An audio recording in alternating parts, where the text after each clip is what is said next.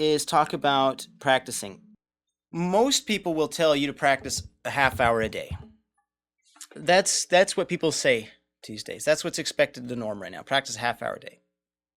Now, if we were taking lessons in maybe the 50s, they'd tell you to practice an hour a day or something probably. If it was 1900, they'd be saying 2 hours a day.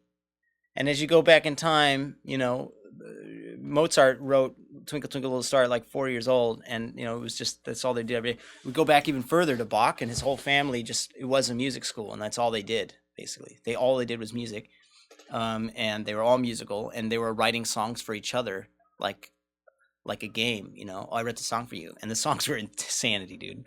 I mean, anyway, so.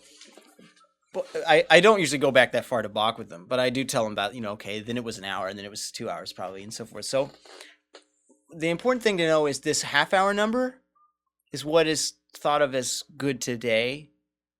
But the reality of the way it works is the more time you put into it, the more awesome you'll get, and the more quickly you'll get awesome.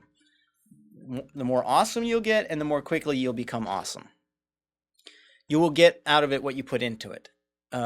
Exactly. And it's not like an Olympic sport where you can hurt yourself by doing too much. You could practice 8 hours. In fact, some people do, So anyway, yeah. So I tell them that, and I say, now we really want to aim for a half hour. If you do an hour, you will be twice as good as any other student probably at this time, right? I'll leave it up to you, but we want to go in half hour. Now, there's one thing that's way more important than that. And that's that you practice every day. It's more important that you practice every day than even the amount of time that you practice. And then I give them a kind of an analogy or a metaphor, or whatever you call it, metaphor, I guess, where your brain really is like a jungle. See, there's these senders and there's these receivers. And when you're learning something new like this, you got this like sender sending out something to a place it's never gone before, and it's very difficult for it to do. It's like walking through a jungle where there's all this like brush and like vines and everything.